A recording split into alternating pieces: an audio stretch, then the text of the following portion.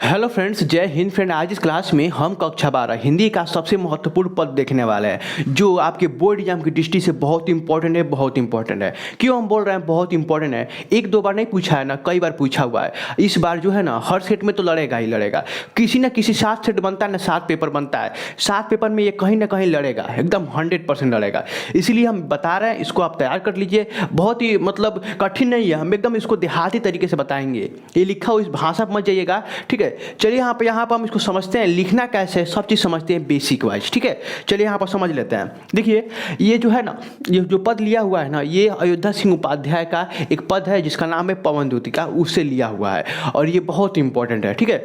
चलिए यहाँ पर देखते हैं इसको लिखना क्या है। सबसे पहले आपको ना बोर्ड एग्जाम में ना 2-3 प्रश्न दिया जाएगा, लगभग 2-3 और प्रश्न दिया जा सकता है, ठीक है। अब देखिए यहाँ पर सबसे पहले आपको क्या पूछेगा इस पद में। सबसे पहले पूछेगा उपयुक्त पद्यांश में शीर्षक और कवि का नाम बताइए। बहुत सारे बच्चे होते हैं, लिखते हैं कि हमारे पाठ्य पुस्तक बढ़ा चढ़ा के लिखते हैं, उससे कोई फायदा नहीं है। 2 अंक वैसे ही मिलेगा, 2 अंक ऐसे भी मिलेगा, जैसे हम बता रहे हैं, ठीक है। अब देखिए यहाँ पर रेखांकित अंश की व्याख्या है, ये बहुत इंपॉर्टेंट हो जाता है और लास्ट में आपसे 1-2 प्रश्न पूछ लेगा, ठीक है।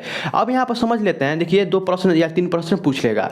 अब यहाँ आप समझते हैं कि शीर्षक और कवि का नाम कैसे लिखें।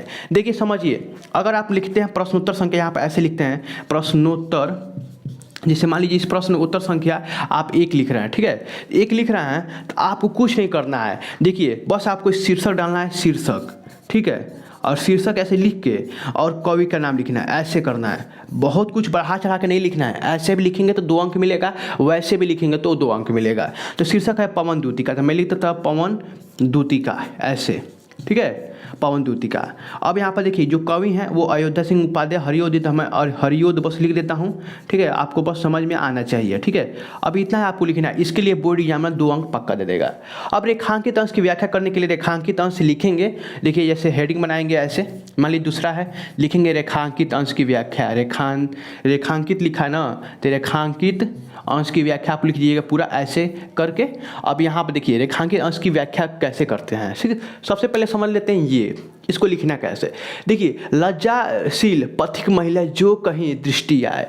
अब देखिए हम पूरा नहीं पढ़ेंगे, एक एक टॉपिक पढ़ेंगे, एक एक लाइन पढ़ेंगे और उसका पूरा अर्थ निकालते चलेंगे। देखिए एक राम जी की जो पत्नी है सीता, जैसे जब मतलब बनवास चली जाती है सीता जी, तो राम के वियोग में याद करते हुए पवन से कहती है, जैसे हवा जो है ना पवन, उसे क्या बातें करते हुए क्या कहती हैं, संदेशा पहुंचाती है, जैसे पवन के माध्यम से राम जी के पास। समझिए पहले कैसे लिखा है कि लज्जाशील पथिक महिला जो कहीं दृष्टि आवे।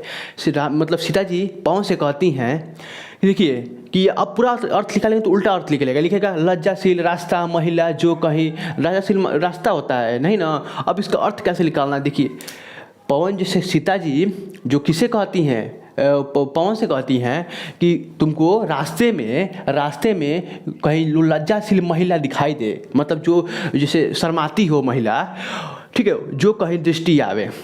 रास्ते में जो भी महिला है जो लज्जाशील करती है, मतलब शर्माती है, वो आपको मतलब रास्ते में कहीं मतलब दिखाई दे तुमको, ए पवन कहीं दिखाई दे, मतलब हवा तुमको दिखाई दे कहीं रास्ते में जो भी महिला है दिखाई दे, तो होने देना विकृत वसना, तो न तू सुंदरी को। अब यहाँ पर अर्थ समझिए, होने देना, मत होने देना उसको, विकृत वसना, उसके वस्त्र को मत हटाना, न तू सुंदरी को, उस सुंदरी के वस्त्र को अस्त व्यस्त मत करना, ठीक है, क्योंकि वो लज्जाशील मतलब महिला है। अब यहाँ पे इतना अर्थ समझ में आ रहा है ना। ये सब रेखांकित अंश की व्याख्या है, ऐसे लिखना है, ठीक है। अब देखिए जो थोड़ी भी श्रमित वह हो गोद में ले शारीरिक होना। जब कहीं भी आपको जो मतलब जो है थका हुआ कोई व्यक्ति मिले, उसको गोद लेना, उसको शांति खोना। इसका मतलब क्या होता है कि उसको मतलब चारों तरफ से घेर लेना और उसके थकान को दूर करना। इतना बहुत समझ में आ रहा है ना, बहुत बढ़िया। अब देखिए अगला है ओठों की ओर कमल मुख की मल्याने मिटाना।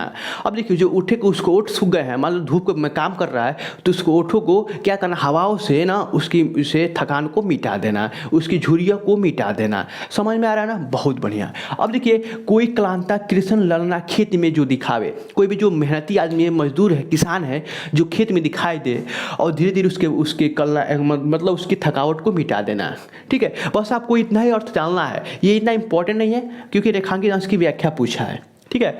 अब देखिए यहाँ तो इसका अर्थ बता दिए, जाता कोई जलद यदि जो व्यम हो उसे छाया द्वारा सुखित करना। अब देखिए कोई भी रास्ता में चल रहा है, वो थकावट कर रहा है ना, तो उसको जो धूप से मतलब थकावट हो रहा है, हरांसा हो रहा है, तो उसको वो जो पवन का सीता जी कहती है पवन से कि तुम क्या करना ना, वो बादल को इकट्ठा करना, उसको छाया प्रदान करना, इतना अर्थ निकलता है। अब ये तो देखिए अंकित अंश की व्याख्या हो गया, 2-2-4 अंक मिल गया। अब यहाँ पे एक प्रश्न बनता है कि राधा पवन दूतिका के राह में पथिक के साथ कैसा व्यवहार करने के लिए बोलती हैं। जो राधा है, राधा चाहे पवन कोई भी हो, राधा चाहे पवन दूतिका, ऐसे ही आप इमेजिन राधा चाहे सीता जी कहें, कोई बात नहीं, ठीक है। तो कैसे व्यवहार करने के लिए बोलती हैं, तो व्यवहार करने के लिए कैसे बोलती हैं ना, देखो यहाँ पर दिखाई दे रहा है आपको कि वो करती है ना कि कोई भी आपको रास्ते में पवन, कोई भी आपको रास्ते में कोई महिला है जो बहुत शर्माती है, उसका वस्त्र को मत इधर पे मतलब इधर उधर करना। कोई भी रास्ते में आपको जैसे मजदूर मिले, कोई मेहनती आदमी मिले, उसको थकावट को दूर करना। और क्या बोली है कि कोई भी जैसे जो धूप से जो मतलब उसका ओठ सूख गया है, तो उसको जो मलनाए को उसके थकावट को मिटाना। बस इतना ही लिखना है, ज़्यादा नहीं लिखना है। तो ये समझ में आ रहा है ना। आप लोग बताइएगा कि ये हम सीरीज स्टार्ट करें कि नहीं, ये समझ में आ रहा है कि नहीं। अगर समझ में आ रहा है तो वीडियो को लाइक, चैनल को सब्सक्राइब, सब चीज़ फ्री में होता है, कर सकते हैं, 1 भी रुपया नहीं लगता, आपको पता है। तो मिलते हैं ऐसे अगली वीडियो में, तब तक के लिए जय हिंद, जय भारत।